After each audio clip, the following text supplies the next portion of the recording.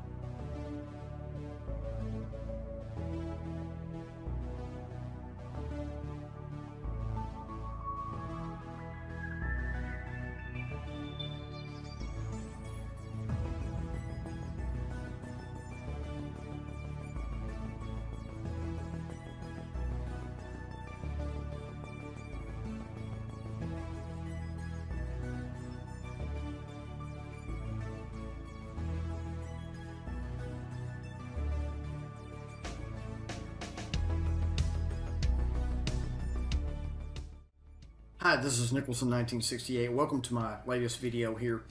I want to start with this. Even if you're not a Christian, not spiritual, whatever that is, not religious, because you may be sitting there going, you know what, you can quote scriptures all you want, Nicholson, but I don't believe in that. I'm like, okay, so I'm going to put this to the side. This is what I want you to hear. The world is moving to a digital currency. That's where it's going, okay?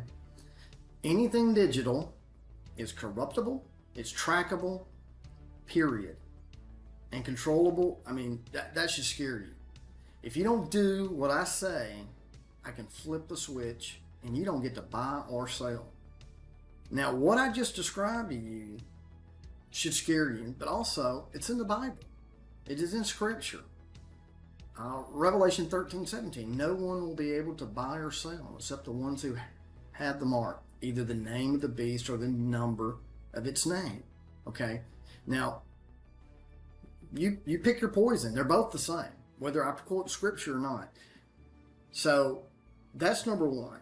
And I've shown you since 2007. Now, if you're new, you're new. But if people who follow me since 2007, you know I have told you, I have warned you about digital currency. Second thing I've warned you about is hooking that digital currency up to a digital human being. The merging of iron and clay, technology and flesh, the things called transhumanism. If you're not familiar with that, then you need to do some research of mine. You probably can go find it easily now, but when I was doing it in 2007, nobody was talking about it. They thought I was crazy. When I started talking about you need to find out where the temple of God is. That's us. That's what Jesus says. Don't you know ye are the temple of God? And then you need to find out what the enemy thinks about the temple of God. And that's also scriptural. He wants to set himself up in the temple of God, declaring himself to be God. Now, for you out there that don't believe in the Christian Bible or you're not religious, I get it. But I studied everything in the beginning. People that have followed me, the Quran, Buddhism, Judaism, Mormonism, cult, you name it. And I had to keep coming back to the Christian Bible because it really does tell you kind of a roadmap of where it's going. And that's why I'm still around. There's people that have come and gone. There's people out there that have stood the test of time, but most of the truthers, call them whatever you want, they've come and gone because they're setting dates, they're telling you this and this, and then it doesn't come true, then boom, they're gone.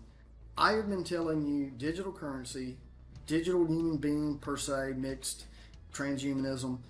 I've told you, and this may be, throwing some people off, but I'm telling you, there's a reason why I've told about alien deception coming toward the end. You're starting to see it now, alien deception. They're coming out with reports, and it's coming. Just trust me, it's coming. This is why they don't want you to believe in the biblical flat earth, period. The firmament above us, the pillars below us. They want you believing that we're spinning through space, little bitty ball, we're insignificant, and there's all of this stuff. Okay? NASA is telling you. NASA is made up of Freemasons. Every astronaut was a 33rd degree Mason. They're not telling you the truth. They're telling you a lie for a reason, to set up the end time deception of where we are, what time in history we're at. Now, for you Christians out there, you need to ask yourself, one, do you believe we're in the end times? And if you answer yes, we're in the end times, then you need to ask yourself, where in the Bible, Revelation, Daniel, a little bit in Thessalonians, where does it speak of God uses a man or a family or a political party to save the world or a nation and revive it? It doesn't. It doesn't. God doesn't need that. Now, I'm not saying that he can use people. Yes, he can beforehand. He can change his mind, whatever. But he spoke things into existence. He spoke, it's his word, okay? If you go back and change it, well, he changed his mind, he's going to use someone else to do that. No, that's not how God works. Okay, and this is to the Christians. So you need to ask yourself, if there's somebody showing up on the scene going, I'm going to take down the evil cabal. I'm going to bring in one world currency. And I've told you from 2007, that's what's going to happen.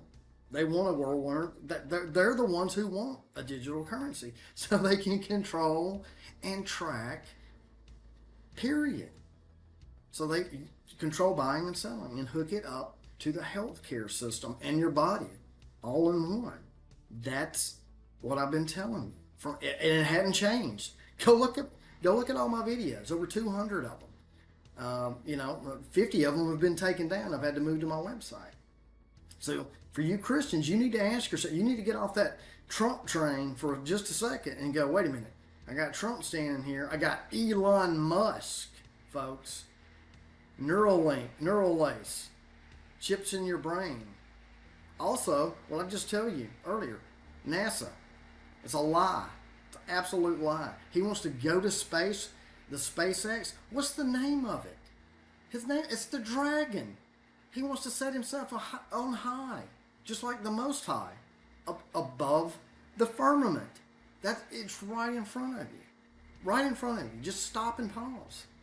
So I'm going to come back. I'm going to finish letting Catherine talk to you this video.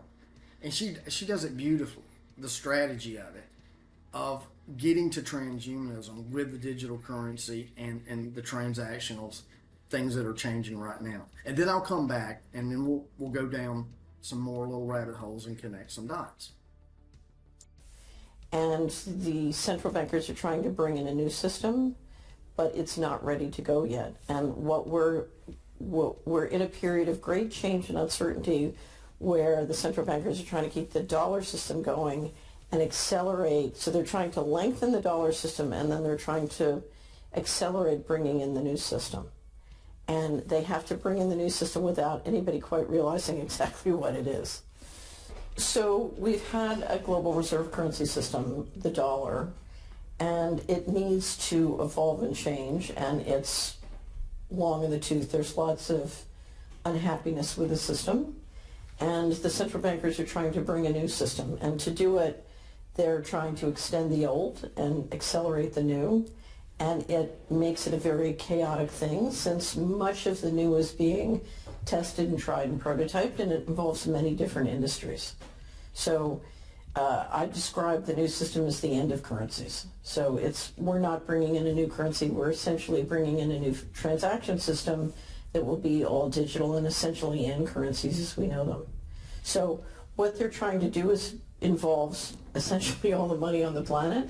So it's big, it's complicated, it's messy, and the challenge they have is how do you market a system that if people understood it, nobody would want. And of course, the way you do that is with a healthcare crisis. And why is the healthcare crisis good for that? Because generally, if a few people want to control the many, the question is how can you herd all the sheep into the slaughterhouse without them realizing and resisting? So the perfect thing is invisible enemies. So we had the war on terrorism, with invisible terrorists, and then now a virus is perfect because it's invisible. You can't prove that it doesn't exist because it's invisible. So invisible enemies are always the preferred one, particularly if they scare people. If you can use fear and introduce significant fear, then people will need government to protect them from the invisible enemy. Then the second tactic, which is very effective, is divide and conquer. And so in the meantime, if you can use the media plays a very important role. If you can turn men and women against each other and black and white against each other. And one of the reasons you import a lot of immigrants into Europe is turn the general population against the immigrants, and then you need government to be in the middle. And so these are all, whether it's divide and tactic or invisible enemies, these are all ways to institute fear and get people to go along with things. And of course, the invisible virus allows you to do enormous control mechanisms. You can stop people from gathering, you can stop people from organizing, you can stop people from getting together and talking about what's going on, et cetera, et cetera.